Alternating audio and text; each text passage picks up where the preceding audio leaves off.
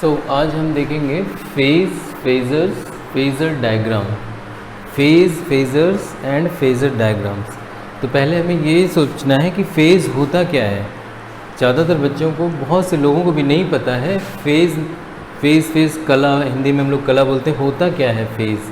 तो पहले फेज़ को डिफ़ाइन करते हैं, उसके बाद हम देखेंगे कि कैसे फेज़ रियल लाइफ में भी है, और जैसे रियल लाइफ में हमसे रिलेट होता है फेज़, वैसे ही करंट में भी है।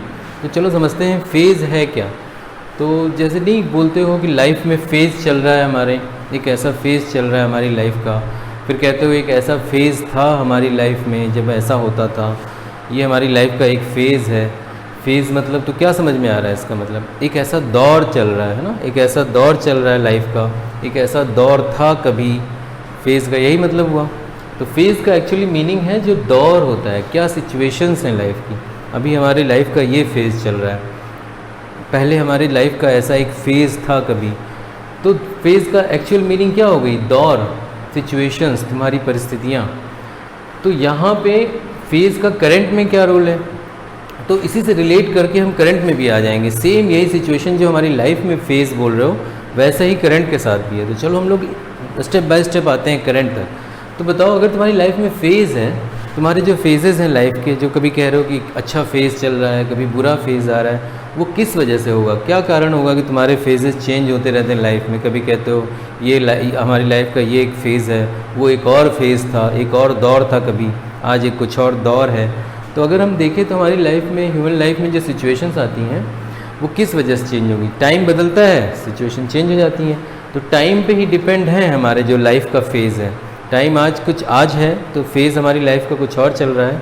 एक टाइम ऐसा आएगा जब हमारी लाइफ का फ़ेज़ कुछ और होगा। कुछ समय पहले एक ऐसा टाइम था कि हमारी लाइफ का फ़ेज़, यानी हमारे लाइफ का जीवन का दौर कुछ था।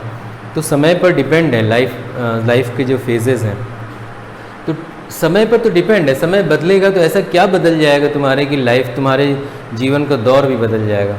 तो अगर हम फाइनेंशियल एक जो हमारी सिचुएशन है उस पर बात करें, जीवन में, लाइफ, इंसान के जीवन में तो बहुत सी ऐसी चीज़ें हैं जो इम्पैक्ट डालती हैं, तो दौर ख़राब और अच्छा हो जाता है। इमोशनल हैं और रिलेशंस हैं।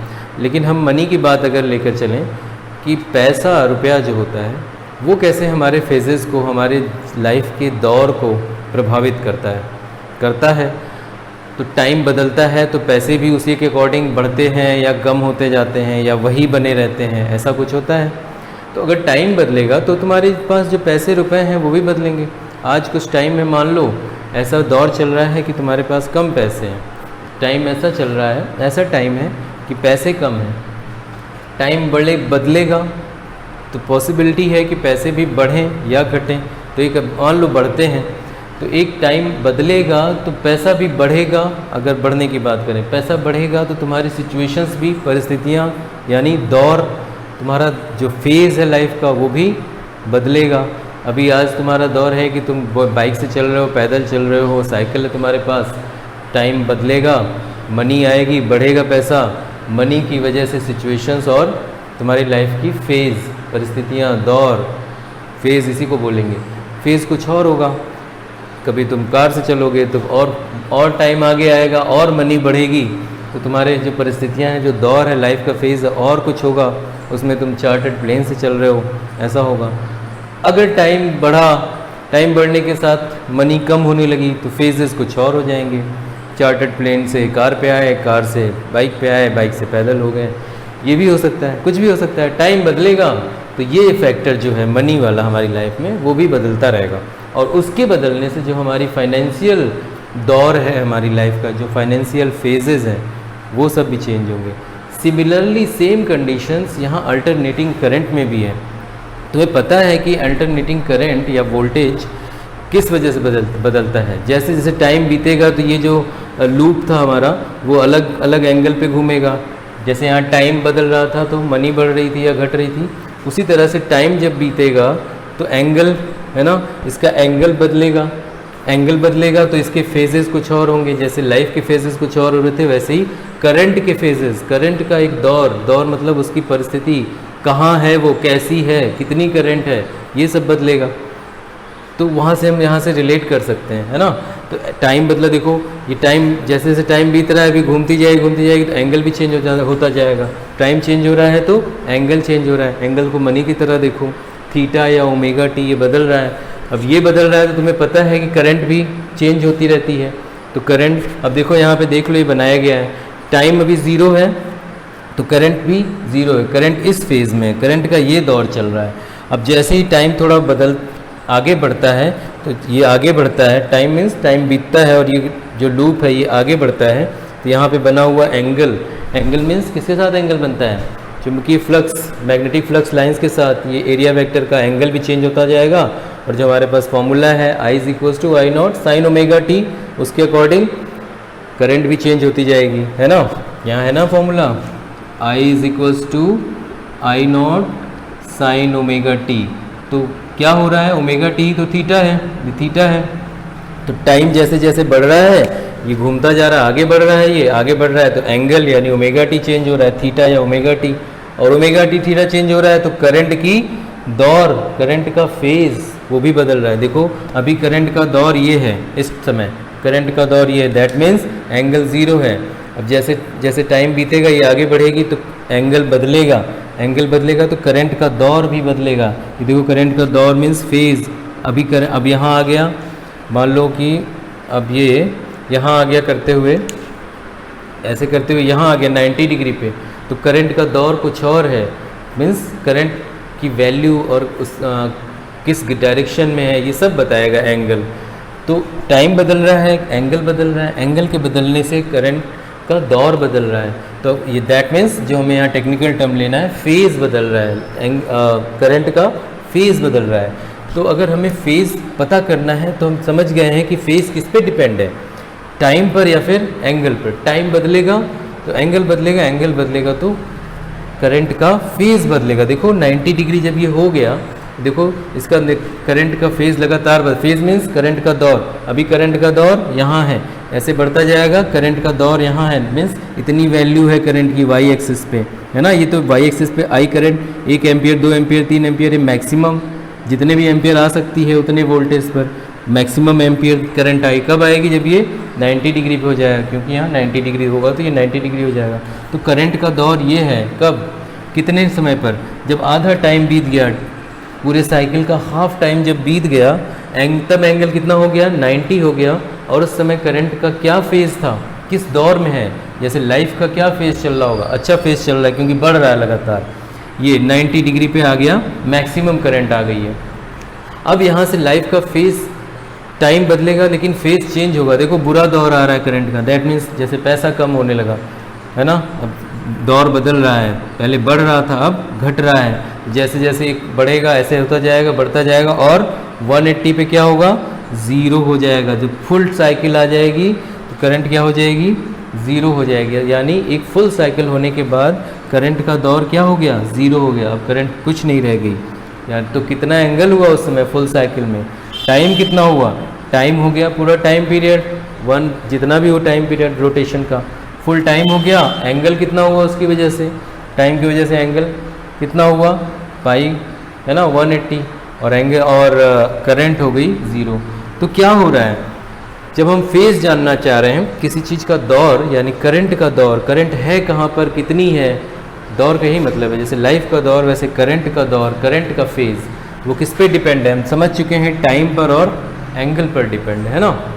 अब सोचो यहाँ पे दो लोग हैं जिनका दौर बदल रहा है टाइम और एंगल की वजह से। वो दोनों कौन हैं? एक तो करंट है और एक वोल्टेज भी तो है, जो ईएमएफ आ रहा है, उसका भी तो दौर है। उसका क्या दौर होगा? क्या दोनों का दौर एक जैसा होगा? जैसे इंसान होते हैं, दो लोगों का दौर समान परिस्थितियों में क्या एक जैसा होता है? कभी होता है, कभी नहीं भी होता है। यही कंपैरिजन यहाँ पर वोल्टेज और करंट के साथ करना है कि दोनों ही, जैसे दो आदमी हैं, टाइम बीत रहा है, दोनों के लिए बीत रहा है, लेकिन क्या हो रहा है? कोई एक आदमी है जिसका दौर कुछ और है और उसी समय एक और आदमी है जिसका दौर कुछ और है। ऐसा क्यों है? क्योंकि हर आदमी की अलग अलग कैपेसिटी है। अपनी कैपेसिटी के अनुसार किसी का दौर अच्छा है, किसी का दौर ख़राब है। कि कोई आगे निकल चुका है तो कोई पीछे रह गया है। सेम सिचुएशन करंट और वोल्टेज में भी है। अगर यहाँ दो लोग हम माने, वो दो आदमी, दो इंसान कौन है? वोल्टेज और करंट हैं, क्योंकि यहाँ पर दोनों एक साथ ही आ रहे हैं। जैसे ये लूप घूमना शुरू करता है तो वोल्टेज आता है EMF और उसी के साथ करंट भी स्टार्ट होती है। तो क्या होगा दोनों की फेज़ में, दोनों की जो दौर होंगे लाइफ के, वो कैसे होंगे? क्या वो एक जैसे होंगे या अलग अलग होंगे या क्या होंगे? यही हमें देखना है। तो अगर दोनों के फेज़ एक जैसे हैं तो हम कहेंगे वो दोनों सेम फेज़ में हैं। एक जैसे फेज़ मतलब अगर EMF मैक्सिमम हुआ जिस टाइम पर, हाफ टाइम पर अगर EMF मैक्सिमम हुआ तो करंट भी मैक्सिमम हुई हो। जब फुल टाइम पे EMF ज़ीरो हुआ वोल्टेज, तो करंट भी ज़ीरो हो गई हो, तो हम कहेंगे करंट और EMF दोनों सेम फेज़ में हैं, क्योंकि टाइम बीतने के साथ साथ जैसा EMF के साथ, दैट मीन्स वोल्टेज के साथ हो रहा है, वही सिचुएशन, वही परिस्थितियाँ लाइफ में करंट के साथ भी हो रही हैं। उसका दौर भी वैसा ही चल रहा है जैसा वोल्टेज का चल रहा है। दैट मीन्स दोनों की क्षमता, कैपेसिटी एक जैसी है, बट कैपेसिटी एक जैसी भले ही है, जो दौर उसका वही दौर उसका। लेकिन ऐसा तो नहीं है ना, जैसे कि एक आदमी, एक रिच आदमी था और एक थोड़ा पुअर आदमी था। तो रिच आदमी का जब मैक्सिमम दौर आया तो उसके पास चार्टर्ड प्लेन हो गई, लेकिन जो गरीब आदमी था, जो पहले ठेला चलाता था, उसका जो मैक्सिमम दौर आया तो उसके पास बाइक हो गई, वही उसके लिए बहुत है, कार हो गई, वही उसके लिए बहुत है। तो यही करंट और वोल्टेज में भी तुम्हें देखने को मिलेगा। ये मतलब नहीं होगा सेम फेज़ का कि अगर वोल्टेज को चार्टर्ड प्लेन मिल गई है तो फिर जो ठेले वाला था उसको भी चार्टर्ड प्लेन मिल जाएगी। सेम वही सिचुएशन है, दोनों की अलग अलग परिस्थितियों में थे। दो आदमी जैसे अलग अलग परिस्थितियों में हैं, वैसे करंट भी है कि अगर वो सेम फेज़ में दोनों चल रहे हैं, दोनों की लाइफ का फेज़ सेम है, लेकिन वोल्टेज को चार्टर्ड प्लेन मिल रही है तो करंट को चार्टर्ड प्लेन ना मिलकर कार ही मिल गई, इसी में खुश है। लेकिन मैक्सिमम इसकी लाइफ में भी हुआ, इसकी लाइफ में भी मैक्सिमम हुआ। जिस समय वोल्टेज की लाइफ में मैक्सिमम हुआ उसी समय इसकी लाइफ में भी मैक्सिमम हुआ। बट ये मतलब नहीं है कि जितना उसको मिला उतना ही इसको मिला, ठीक है? वो डिपेंड करता है कि एक आदमी किस सिचुएशन में है, दूसरा आदमी किस सिचुएशन पे है। बट फेज़ दोनों का सेम है, उसका अच्छा टाइम है तो इसका भी अच्छा टाइम है। जब ये ज़ीरो हो जा रहा है, देखो जब ये वोल्टेज ज़ीरो हो जा रहा है यहाँ पे, तो ये देखो करंट भी यहाँ पे ज़ीरो हो जा रही है। फिर जब वोल्टेज निगेटिव में जा रहा है तो करंट भी निगेटिव में जा रही है। फिर जब निगेटिव में मैक्सिमम हो रहा है वोल्टेज तो करंट भी मैक्सिमम हो रही है। ये देखो जिस टाइम पर, है ना, इस एंगल या इस टाइम पर जब वोल्टेज ज़ीरो हुई तो करंट भी ज़ीरो हुई। इसी तरह इस टाइम या एंगल पर जब वोल्टेज निगेटिव हुई मैक्सिमम तो करंट भी निगेटिव में मैक्सिमम हुई। फिर इस टाइम पर एक और समय आया, ये समय आया तो एंगल भी बदला। हमने जाना है यहाँ पे कि टाइम के साथ एंगल बदल रहा है, जो रोटेशन हो रहा है ना लूप का। तो टाइम बोलो या एंगल के टर्म्स में बोलो, तो जिस एंगल या टाइम पर वोल्टेज ज़ीरो हुआ यहाँ पे अगेन, उसी टाइम और एंगल पर करंट भी ज़ीरो हुई। बट वैल्यू दोनों की अलग अलग है, पर सेम क्या है? फेज़ सेम है। उसका अच्छा टाइम, इसका भी अच्छा टाइम। इसका ज़ीरो हो गया, इसका भी ज़ीरो। इसका मिनिमम टाइम आया तो करंट का भी मिनिमम टाइम आया, तो कहेंगे दोनों सेम दौर से गुजर रहे हैं। हालांकि दोनों के पास वैल्यू अलग अलग है। बताया ना, इसका कितना अच्छा सिंपल एग्जांपल है। दो आदमी है, एक थोड़ा कम पैसा है, एक के पास ज़्यादा पैसा है, तो फेज़ तो दोनों का सेम हुआ ना। वो अच्छा हुआ, उसके साथ अच्छा हुआ तो उसके साथ भी अच्छा हुआ, लेकिन वैल्यू में तो कमी है ना, वो ज़्यादा है, ये कम है। इसी तरह से करंट भी आएगी। अब करंट अगर हम लोग यहाँ बात करें तो वोल्टेज अगर 220 वोल्ट की आ रही है तो करंट 220 एम्पियर थोड़े ना आएगी। 5 एम्पियर, 1 एम्पियर, 2 एम्पियर ऐसे आएगी ना। तो वही चीज़ यहाँ दिखाया जा रहा है। ठीक है, फेज सेम है, ये मैक्सिमम तो ये मैक्सिमम, बट वैल्यू दोनों की अलग अलग रहेगी। ये 5 एम्पियर और ये 220 वोल्ट, इसीलिए वाई एक्सेस पे अलग अलग दिख रहा है। तो यहाँ पे हम लोग ये वाई एक्सेस पे वोल्टेज भी दिखाएंगे और करंट भी दिखाएंगे। तो ब्लू वाले को हम वोल्टेज बोल देते हैं क्योंकि वो ऊपर जाता है, और जो रेड वाला है वो करंट बोल देते हैं कि करंट थोड़ा कम वैल्यू आती है। 220 वोल्ट 220 एम्पियर की करंट थोड़ी आएगी। तो यहाँ हम बोल देंगे कि ब्लू वाले को, एक मिनट, ब्लू वाले को वोल्टेज बोलेंगे। यहाँ कह देंगे ये मैक्सिमम वैल्यू है V0 की, और ये करंट की, ब्लैक वाला क्या कहेंगे, करंट है। आई नॉट है मैक्सिमम वैल्यू। कहाँ पर, ये देखो यहाँ पर है ना, ये करंट की मैक्सिमम वैल्यू है और ये वोल्टेज की मैक्सिमम वैल्यू है। बट सेम दौर से गुजर रहे हैं, फेज दोनों का सेम है, क्योंकि उसी समय जब π/2 एंगल बोलो चाहे समय बोलो, हाफ टाइम में अगर वोल्टेज मैक्सिमम थी तो करंट भी मैक्सिमम है। इसलिए फेज क्या है, दौर क्या है, दोनों का एक जैसा है, एक दौर से गुजर रहे हैं दोनों, तो सेम फेज में कहे जाएंगे। और अगर ऐसा नहीं हुआ कि इतने टाइम पर वोल्टेज तो काफ़ी अच्छे दौर में पहुंच गया था, लेकिन करंट बेचारा बुरे दौर से गुजर रहा हो सकता है कि करंट अभी ज़ीरो पे ही पड़ा हो, समय इतना बीत चुका और करंट का दौर अभी नहीं बदला, ऐसा भी होगा। तो ऐसा कब होगा, ऐसा डिपेंड करता है कि लाइफ में सिचुएशंस कैसी आ रही हैं। जैसे इंसान की लाइफ में दो आदमी चल रहे हैं, उनकी लाइफ में एक ही सिचुएशन आए और एक आदमी काफ़ी स्ट्रांग हो और एक थोड़ा सा वीक हो, मेंटली, फिज़िकली, इमोशनली, तो जो मेंटली फिज़िकली स्ट्रांग होगा वो तो आगे निकल जाएगा उन्हीं कंडीशन में, उन्हीं प्रॉब्लम्स को पार करते हुए। तो देखो ऐसा, लेकिन जो वीक है वो पीछे रह जाएगा। तो ऐसे ही वोल्टेज और करंट के साथ भी होगा, जब इनकी लाइफ में अलग अलग प्रॉब्लम्स आएंगी। वो प्रॉब्लम्स क्या होंगी, प्रॉब्लम्स ये हैं, देखो जैसा हमने बताया है, types of AC circuit. AC में जो सर्किट हैं, समझ लो यही इनकी लाइफ में आने वाली प्रॉब्लम्स हैं। 1 2 3 4 टाइप्स के भी पढ़ना है तो 7 टाइप्स की, पर हमें इन 4 टाइप्स की प्रॉब्लम्स को पढ़ना है। तो अगर हम ये सर्किट देखो, जैसे ये फर्स्ट सर्किट आया, ये भी करंट और वोल्टेज की लाइफ में आने वाली प्रॉब्लम्स, जैसे दो इंसानों की लाइफ में आने वाली प्रॉब्लम्स। अगर ये प्रॉब्लम ऐसी है कि करंट वीक पड़ जा रही है उस प्रॉब्लम के आगे, तो वो पीछे रह जाएगी और वोल्टेज आगे निकल जाएगी, दौर दोनों का बदल जाएगा, तो कहेंगे दोनों सेम फेज में नहीं है, है ना। एक आगे हो गया है, एक पीछे हो गया, तो सेम फेज में कैसे हैं, उसका लाइफ का, उसके जीवन का दौर कुछ और चल रहा है, उसके जीवन का दौर कुछ और चल रहा है। तो देखो अगर इस सर्किट में ऐसा होगा, तो अभी हम नहीं जानते किस सर्किट में क्या होगा, हमें यही पढ़ना है कि किस प्रॉब्लम में कौन किसका दौर आगे होगा और किसका दौर पीछे होगा, कौन किसका दौर अच्छा चल रहा होगा और किसका दौर मीन्स बार बार बोल रहे हैं फेज, है ना, जनरल लैंग्वेज में हम लोग दौर बोल रहे हैं, किसका दौर, किसकी सिचुएशन लाइफ में, परिस्थितियाँ किसकी अच्छी हैं किसकी ख़राब है, ये डिपेंड करेगा इन अलग अलग सिचुएशन में। तो मान लो अब थोड़ा सा आइडिया दे देते हैं, फिर इसके बारे में डिटेल से पढ़ते हैं कि अगर ये फर्स्ट प्रॉब्लम आई दोनों की लाइफ में, ये वाली प्रॉब्लम है, इस जीवन के जीवन में ये प्रॉब्लम आई, इस तरह का सर्किट है उनके जीवन, यही तो जीवन है ना, ये पूरा लाइफ है, लाइफ साइकिल है, इसी जीवन में चलना है और ये प्रॉब्लम आई इन दोनों के जीवन में। तो ये प्रॉब्लम क्या है, रेजिस्टेंस है, सिर्फ रेजिस्टेंस लगा हुआ है सर्किट में, तब करंट और वोल्टेज के जो फेजेस हैं, दौर हैं, क्या वो एक जैसे होंगे या फेजेस चेंज हो जाएंगे, तो डिपेंड करता है। चलो इसी को हमें पढ़ना है। तो हम देखेंगे कि इस सर्किट में दोनों के जो लाइफ का दौर है, यानी जो फेज़ है, सेम होता है, दोनों इस प्रॉब्लम को सेम हैंडल कर लेते हैं, कोई प्रॉब्लम नहीं होती। जिस तरह से वोल्टेज हैंडल करता है वैसे ही करंट भी हैंडल कर ले रहा है, और हैंडल कर ले रहा है तो जब वोल्टेज मैक्सिमम पहुंच रहा है तो करंट भी मैक्सिमम पहुंच रहा है, वोल्टेज जीरो हो रहा है तो करंट भी जीरो हो रहा है। तो क्या कहेंगे, दोनों सेम फेज़ में चल रहे हैं, क्योंकि ये ऐसी प्रॉब्लम थी कि दोनों ही उसको पार कर ले रहे थे, दोनों के लिए कोई बड़ी बात नहीं थी, दोनों ही उसको पार कर ले रहे थे। लेकिन अब ये वाली देखो प्रॉब्लम, एक और प्रॉब्लम आई दोनों की लाइफ में। जब ये प्रॉब्लम आई, इस तरह का सर्किट मिल गया, ऐसी लाइफ में चलना पड़ेगा, लाइफ में ऐसे रास्तों पर चलना पड़ा जहाँ पर ये प्रॉब्लम आई, इसको क्या बोलते हैं, इंडक्टर आ गया रास्ते में।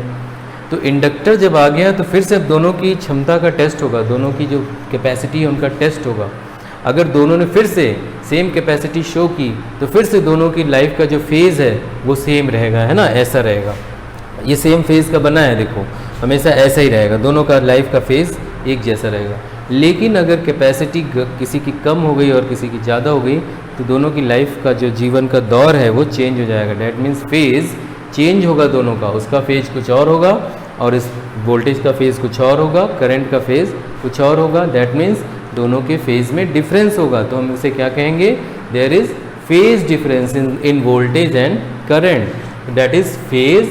एंड अब ठीक है, अब फेजर्स पे आते हैं, पहले इसको थोड़ा और से कंप्लीट। अब देखो एक और प्रॉब्लम आएगी रास्ते में यहाँ, तो यहाँ हम थोड़ा सा आइडिया दे दें। यहाँ तुम देखोगे वोल्टेज आगे निकल जाता है, फेज चेंज हो जाता है, करंट बेचारा कमज़ोर पड़ जाता है।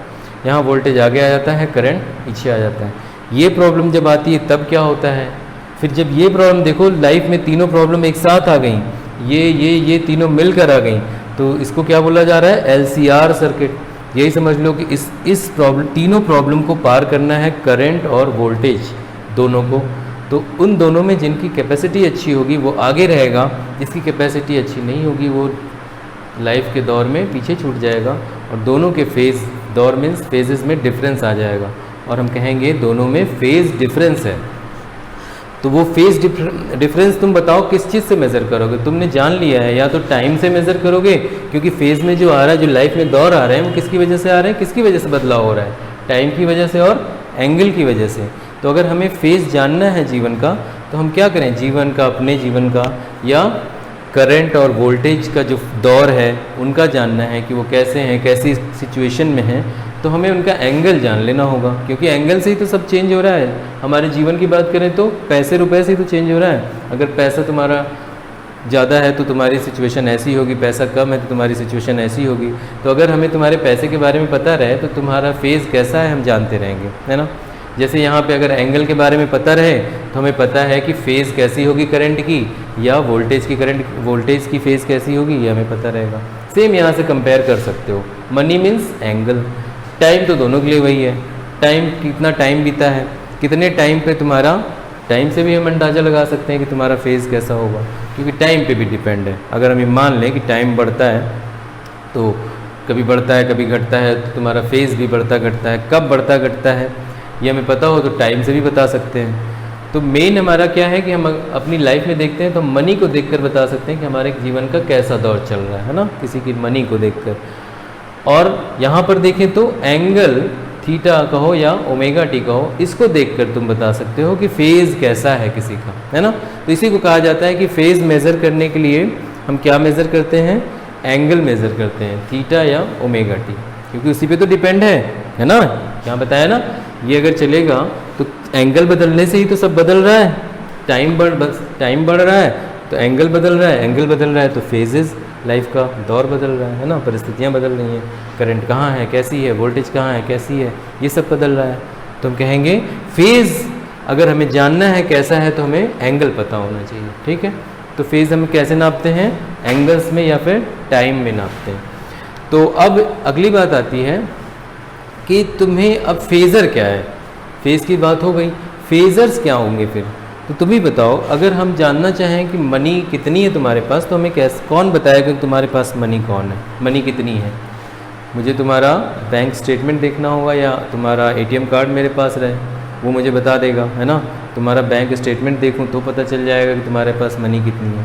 सिमिलरली जो ये बताए कि तुम्हारे पास मनी कितना है, उसी को हम कहेंगे वो फेज़र है, क्योंकि वो हमारी मनी को बता रहा है कि हमारे पास मनी कितनी है। जब मनी कितनी है तो हमें ये भी पता चल जाएगा कि हमारा फेज़ कैसा है ना।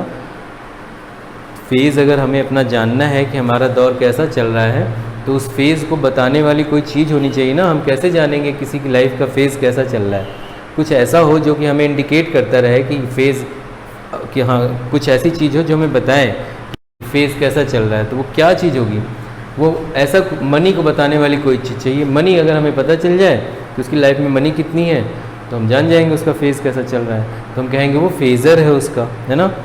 जो भी चीज़ बताएगी कि मनी कितना है और मनी की वजह से उसकी फेज़ कैसा है लाइफ का, तो वो क्या कहलाएगा, फेज़र कहलाएगा। फेज़र ना, जैसे जो मनी जो कलेक्ट करता है कलेक्टर, जो टिकट काटता है कंडक्टर, उसी तरह जो फेज़ को बताता है वो कौन होगा, फेज़र। तो फेज़ को बताने के लिए मनी जानना जरूरी है, तो मनी को बताएगा कौन, उसी तरह से मनी को बताया कौन, ATM कार्ड बताएगा, तुम्हारा बैंक स्टेटमेंट। उसी तरह से यहाँ करंट में अगर आ जाओ, अगर हमें करंट की फेज़ जाननी है तो हमें जानना होगा कि उसका एंगल कितना है। तो एंगल को बताएगा कौन, अब तुम ही बताओ एंगल कौन बनाता है, दो लाइंस के बीच ही तो एंगल बनता है। तो इसका मतलब है अगर हमें एंगल जानना है कितना है तो फिर हमें लाइन होनी चाहिए, तो उसी को हम लोग फेज़र के, लाइन होनी चाहिए हमारे पास, है ना। दो लाइन होंगी, करंट की लाइन तो करंट का फेज़ बताएगा, एक लाइन मतलब एक रेखा, कोई ऐसा कुछ हम लेंगे। अब ऐसे बुक में लिखा होता है वेक्टर, रोटेटिंग वेक्टर लेंगे, तो रोटेटिंग वेक्टर का मतलब है कि हम एंगल नापना है तो हमें एक लाइन ही तो लेनी पड़ेगी इस तरह से, इसको हम कहेंगे ये फेज़र है। इसी तरह से हम लोग मान लो एक करंट का फेज़र है, इसी तरह से हम लोग कहेंगे वोल्टेज का, वोल्टेज के लिए एक ऐसे वेक्टर जैसी लाइन बना लेंगे, इसे कहेंगे ये वोल्टेज का फेज़र है, और करंट के लिए कहेंगे ये करंट का फेज़र है, ये वोल्टेज का फेज़र है। क्यों फेज़र कह रहे हैं? क्योंकि ये लाइन ही तो एंगल बताएंगी ना, एंगल लाइंस पे ही तो बनते हैं, इसलिए हम कहेंगे फेज़र कौन है? जो करंट और वोल्टेज की फेज़ को बताए, यानी करंट कैसी है, वोल्टेज कैसी है, उसको बताए। तो कौन बताएगा? एंगल से फेज़ और फेज़ पता चलता है, तो एंगल के बारे में कौन बताएगा? लाइन्स ही तो बताएंगी। तो इसलिए इस तरह से दो लाइन हम लोग ड्रॉ करेंगे, इसी को कहेंगे हम लोग ये फेज़र है। ये जितना एंगल बनाएंगी वही बता देगा कि फेज़ कैसी चल रही है ना। तो एक आइडिया दे देते हैं, फिर आगे बढ़ते हैं। तो चलो फेज़र कैसे ड्रॉ करोगे? जैसे इन दोनों का अगर फेज़र ड्रॉ करना हो तो देखो, हमने बता दिया ना कि दो लाइन ही हैं फेज़र जो कि एंगल को रिप्रेजेंट करें, बस तो वही फेज़र कहलाएंगे, क्योंकि एंगल ही बताएगा कि स्थिति कैसी है, लाइफ का दौर कैसा है करंट और वोल्टेज का। तो देखो, क्योंकि हमने कहा है आई को, हमें आइस को कैसे दिखाना है, एक ये देखो यहाँ से बना दिया, तो ये देखो ये आई है करंट, और यहाँ क्या है? ये एंगल है। इस एंगल के अकॉर्डिंग हम जान जाएंगे, है ना, ये तीर ही तो बता रहा है कितना डिग्री एंगल, और कौन बताएगा एंगल? तो ये एरो ही बताएगा। इसी को कहते हैं रोटेटिंग वेक्टर।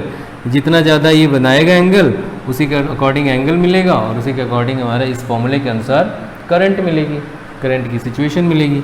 इसलिए हम कहते हैं ये फेज़र्स हैं।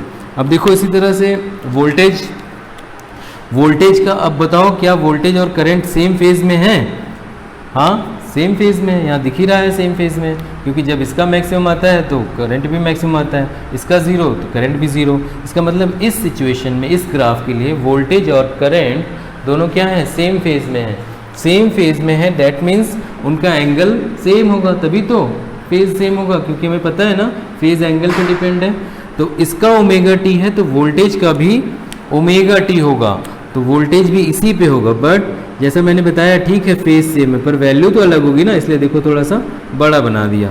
तो हम लोग कहेंगे यहाँ ये जो वैल्यू है, ये वाली जो वैल्यू है, ये करंट की वैल्यू है, और ये वाली जो वैल्यू है ये वोल्टेज की है। तो यहाँ से यहाँ तक एक ऐसा फेज़ है इस एंगल के लिए, इस एंगल फेज़ दोनों सेम है, लेकिन इसकी वैल्यू अलग आई है, इसको V0 बोलो, और करंट की वैल्यू अलग आई है। वैल्यू तो अलग आएगी, एक थोड़ा गरीब था, एक अमीर था, तो एकदम बराबर थोड़ी आएगी, है ना।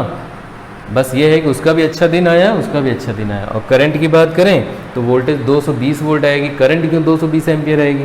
वो तो 2 एम्पियर 4 एम्पियर आएगी ना, इसलिए उसको कम दिखाया गया है। तो यहाँ पे करंट आएगी।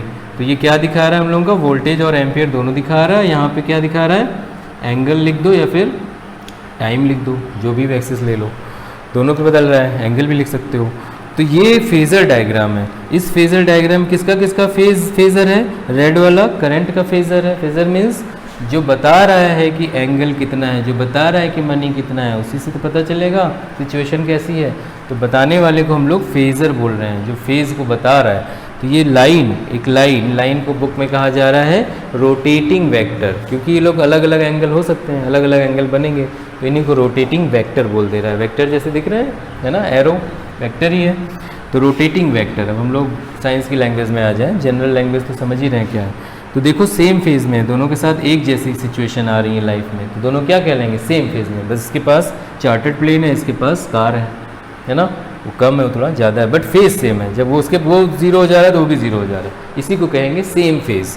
तो सेम फेज़ है तो एंगल भी सेम होना चाहिए, इसलिए एक दूसरे के ऊपर ही है। जहाँ जितना एंगल ब्लू वाला बना रहा है उतना एंगल रेड वाला। तो ये हो गया फेज़र डायग्राम, जब करंट और वोल्टेज सेम फेज़ में हो, उनका फेज़र डायग्राम। तो ये जानते हो कहाँ मिलेगी ये सिचुएशन? जब दोनों सेम फेज़ में होंगे, जब ओनली प्योर रेजिस्टेंस वाला सर्किट हो, सिर्फ रेजिस्टेंट हो सर्किट में। ये मीन्स उनकी जो लाइफ है उसमें एक रुकावट आई है जो कि क्या है? रेजिस्टेंस है, और उसको दोनों सेम फेस कर सकते हैं, उसको पार कर पाते हैं, उनको कोई प्रॉब्लम नहीं होती, इसलिए सेम फेज़ में रह जाते हैं।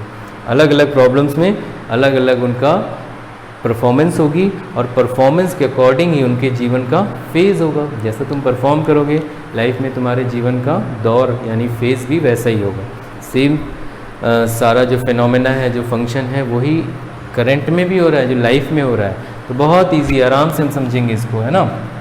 तो इस सर्किट का हमने यहाँ ग्राफ बनाया है क्योंकि सेम फेज़ में है, और इसी सर्किट का यहाँ हमने फेज़र डायग्राम बना दिया है। तो फेज़ क्या होते हैं, फेज़र्स क्या होते हैं और फेज़र डायग्राम्स क्या होता है, दोनों सब पता चल गया हमें। फेज़र डायग्राम जो ये बनाओगे फेज़र डायग्राम है, और जो एरोज़ हैं जो दिखा रही हैं कि लाइफ उसका फेज़ कैसा है, दैट मीन्स एंगल को जो बता रही हैं वही क्या है, फेज़र्स हैं, है ना। ये एरोज़ जो हम ड्रॉ करेंगे वो फेज़र्स कहलाएंगे। तो चलो अभी अलग अलग सर्किट्स के लिए, जैसा यहाँ लिखा हुआ है टाइप्स ऑफ एसी सर्किट, लिख दिया problem in life of AC circuit of voltage and I. Voltage और करंट की लाइफ में एसी सर्किट में जो प्रॉब्लम्स आती हैं उन्हीं को हम अलग अलग सर्किट कह रहे हैं, क्योंकि अलग अलग प्रॉब्लम है, अलग अलग उनकी परफॉर्मेंस होगी, ठीक है।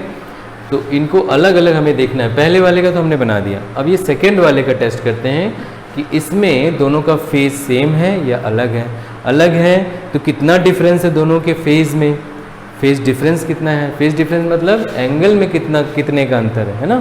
फेज़ तो एंगल से ही पता चलेगा ना, जैसे मनी से ही तो सिचुएशन पता चलेगी, वैसे एंगल से ही तुम्हारे करंट की सिचुएशन या दौर या परिस्थितियाँ या फेज़ पता चलेगा। तो एंगल से हम बात जानेंगे कि करंट और वोल्टेज में कितना फेज़ डिफरेंस है, ठीक है, उनकी लाइफ में क्या डिफरेंस रह गया। तो फर्स्ट सर्किट हो गया, अब सेकेंड, थर्ड, फोर्थ, इन चारों के लिए हमें करना है। तो ये हो गया phase, phasor and phasor diagram यहाँ पे फर्स्ट सर्किट का। सेकेंड अब हम तो इसको, अब ये देखो प्योरली इसको हम क्या बोलेंगे, सर्किट कंटेनिंग इंडक्टर। इंडक्टर को एल से दिखाएंगे ओनली। तो ये सर्किट में कैसा डायग्राम बनेगा और फेज़ है डिफरेंस है तो कितना है इसमें पता करना है। उसी तरह से फिर इसमें सिर्फ कैपेसिटर लगा हुआ है सर्किट में, तब कैसा होगा दोनों की लाइफ में करंट और वोल्टेज का, है ना, उनका फेज़ कैसा होगा। फिर तीनों एक साथ आ जाएंगे तब उनका फेज़ कैसा होगा करंट और वोल्टेज में, कौन आगे होगा कौन पीछे होगा, यही हमें जानना है। तो चलो अब हम इस सर्किट के लिए बनाते हैं, ठीक।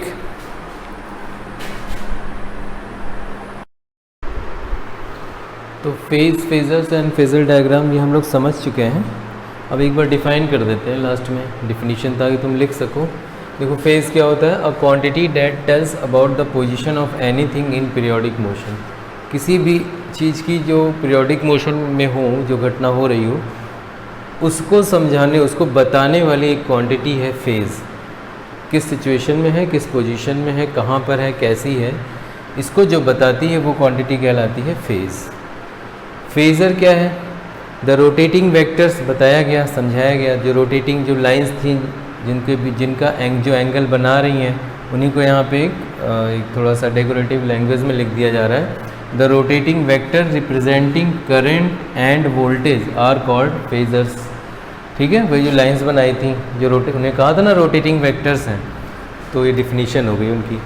फेज़र डायग्राम क्या है, वो डायग्राम जो शो कर रहा था करंट एंड वोल्टेज को, है ना, उसे हम लोग फेज़र डायग्राम कहेंगे। A diagram representing AC current and AC voltage of same frequency, same frequency के हैं दोनों, as rotating vectors. Rotating vectors के फॉर्म्स में, रोटेटिंग वेक्टर के फॉर्म में जो डायग्राम बनेगा जो कि एसी करंट और एसी वोल्टेज को दिखा रहा होगा, with the phase angle between them, साथ ही साथ उनके बीच में एक एंगल बना होगा दोनों वेक्टर्स के बीच में, is called a phasor diagram. ऐसा डायग्राम क्या कहलाएगा, फेज़र डायग्राम। ये डिफिनीशन हो गई, इनको आप नोट कर सकते हो। अब हम लोग डिफरेंट टाइप के जो सर्किट्स हैं जो अभी हमने पहले बना दिया है उसको फिर से बना के प्रूव करें कि कैसे आया वो कि सेम फेज़ में है ना। जो सर्किट कंटेनिंग रजिस्टर ओनली, उस सर्किट का हमने फेज़र डायग्राम और ग्राफ दोनों बनाया था, लेकिन अब हमें जानना है कि उस सर्किट में करंट और वोल्टेज कैसे हमें पता चला कि सेम फेज़ में है। अब चलो उसको पढ़ते हैं।